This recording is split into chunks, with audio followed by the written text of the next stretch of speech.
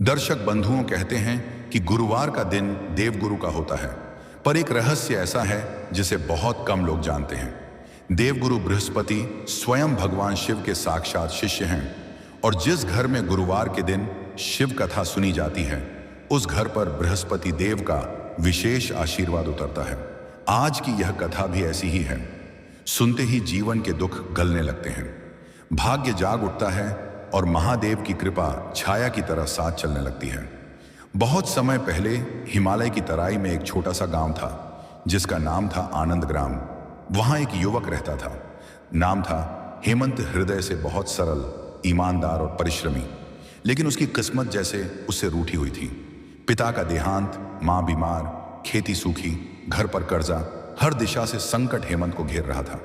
लोग कहते, तुम्हारी कुंडली में बृहस्पति का भारी दोष है, इसलिए सुख नहीं मिलता।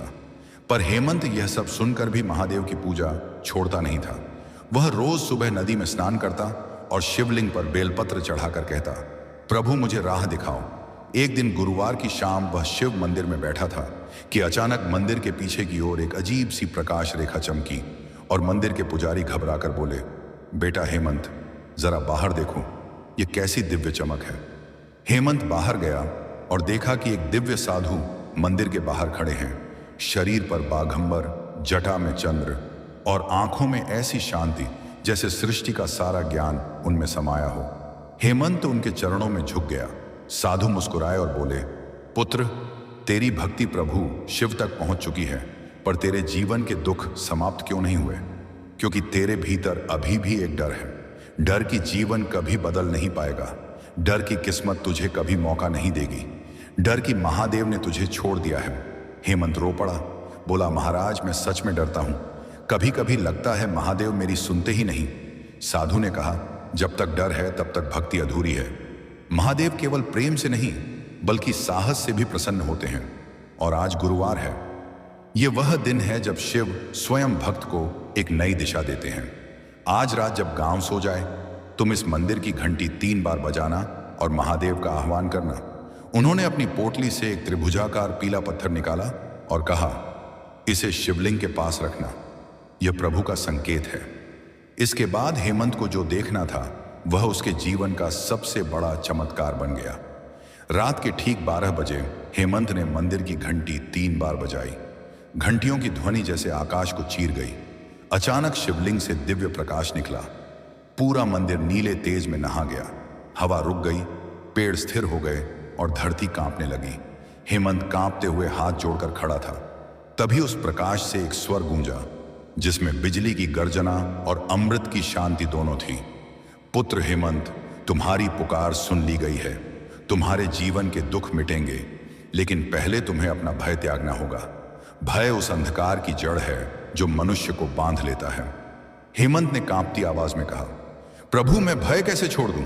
महादेव का स्वर फिर उतरा, जहां भय है वहां मैं नहीं, जहां मैं हूं वहां भय नहीं।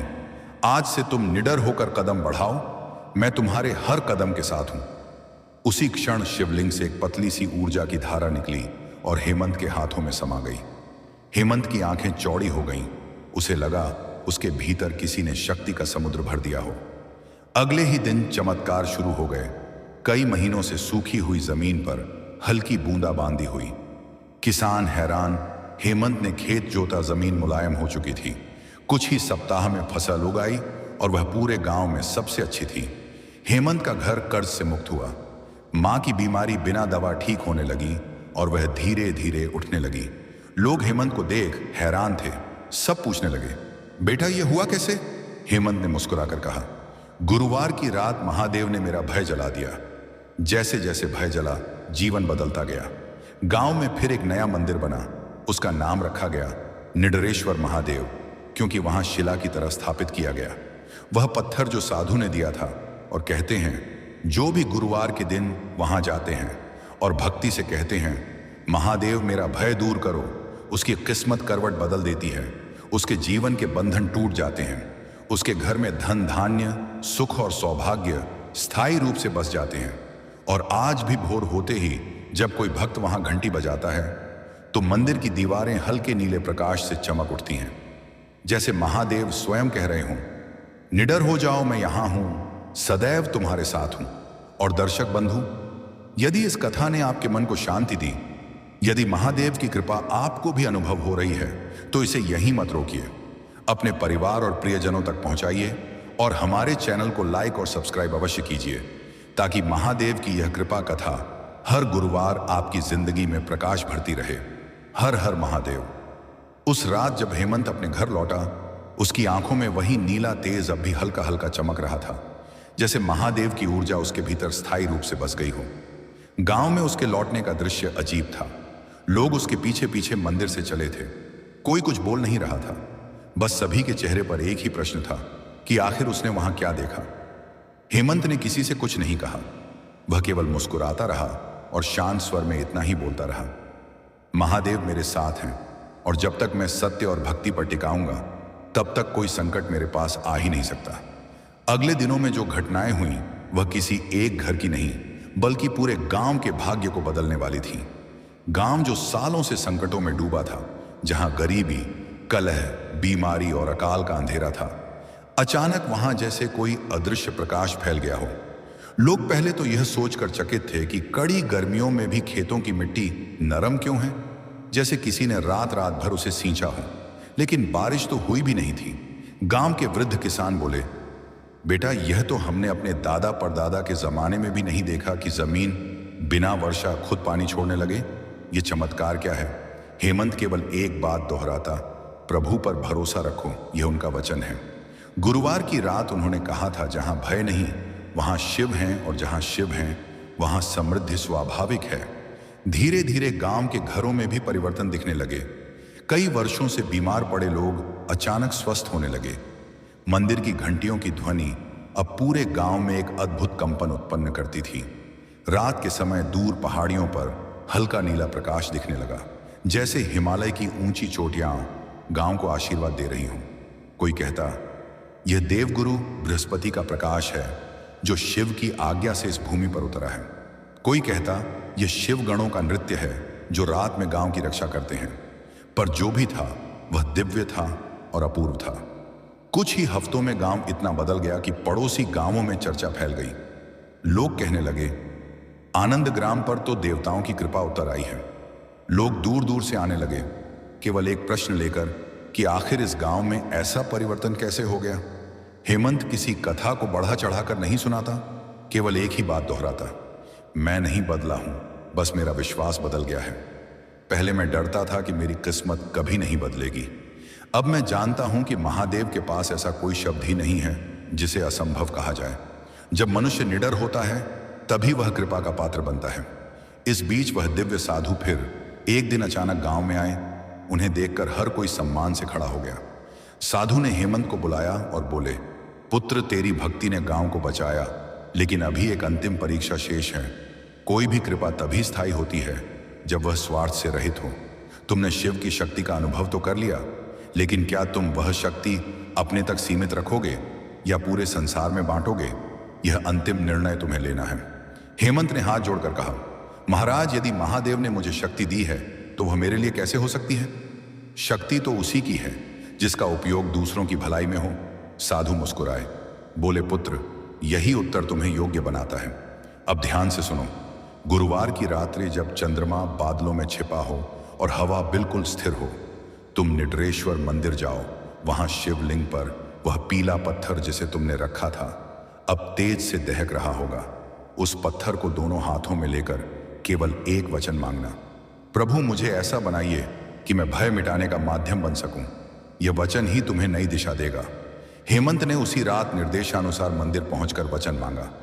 मंदिर के भीतर फैली दिव्य गूंज इतनी तीव्र थी कि उसकी देह कांपती रही। शिवलिंग के सामने रखा पत्थर सचमुच प्रखर प्रकाश से दहक रहा था। जब उसने उसे दोनों हाथों में उठाया तो लगा जैसे उसके अंदर किसी तेज तूफान का जन्म हो रहा हो। उसकी सांसें भारी हो गईं, उसकी आंखें अनायास बंद हो गईं और उसी क्षण उसने सुना शिव का दिव्य स्वर, पुत्र, अब तुम वह नहीं जो पहले थे। आज से तुम केवल हेमंत नहीं, बल्कि निडरता का दूत हो। तुम जहां भी जाओ वहां भय टूटेगा और सत्य प्रकट होगा। तुम्हारा एक शब्द संसार में परिवर्तन ला सकता है। तुम्हारा एक स्पर्श कमजोर को शक्ति दे सकता है। सर्वत्र मेरी छाया तुम्हारे साथ है। इस वचन ने हेमंत को भीतर से बदल दिया। वह अब केवल गांव का युवक नहीं था, वह भक्त था, और भक्त वह होता है जो महादेव की ऊर्जा का वाहक बन सके। अगले सुबह गांव ने देखा कि हेमंत के भीतर अब अलग तेज है। वह सामान्य मनुष्यों जैसा नहीं दिखता। उसकी आंखों में वही स्थिरता थी जैसी गंगा के उद्गम पर होती है। और उस दिन एक ऐसा चमत्कार हुआ जिसने उसके मार्ग को सदा के लिए पवित्र कर दिया। गांव के सबसे बुजुर्ग रामशरण बाबा की सांस टूट रही थी। लोग उन्हें चारपाई पर घेरे खड़े थे।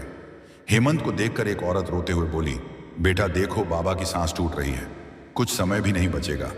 हेमंत बाबा के पास बैठा उनका हाथ पकड़ा और केवल एक वाक्य कहा, बाबा महादेव का स्मरण कीजिए, भय न कीजिए। उसी क्षण जो कोई कभी कल्पना नहीं कर सकता था वह हुआ। बाबा की टूटी सांसें संकीर्ण होकर स्थिर हो गई, फिर गहरी और संतुलित हुई, और कुछ ही क्षणों में वे आंखें खोलकर बैठ गए। लोग तो जैसे पत्थर बन गए थे। यह कैसे संभव हुआ? हेमंत ने केवल कहा, यह मैंने नहीं किया, यह महादेव का वचन है जो भय को मिटाता है, और जहां भय मिटता है वहां जीवन लौट आता है।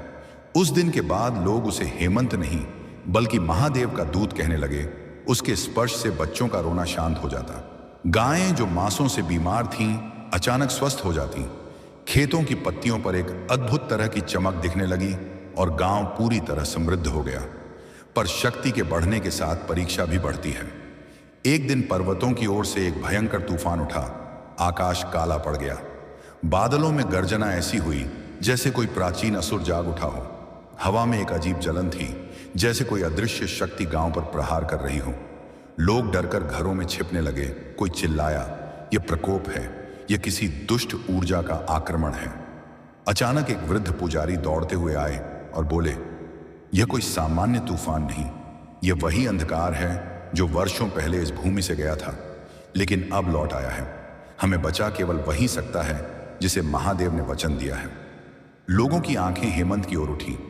हेमंत ने निडर होकर आकाश की ओर देखा और धीमे स्वर में बोला, मैं तैयार हूं, तो इसे यहीं मत रोकिए, इसे दूसरों तक पहुंचाइए, और वीडियो को लाइक और सब्सक्राइब अवश्य कीजिए, क्योंकि जब आप भक्ति को आगे बढ़ाते हैं तब महादेव की कृपा अनेक गुना होकर वापस आपके जीवन में लौटती है।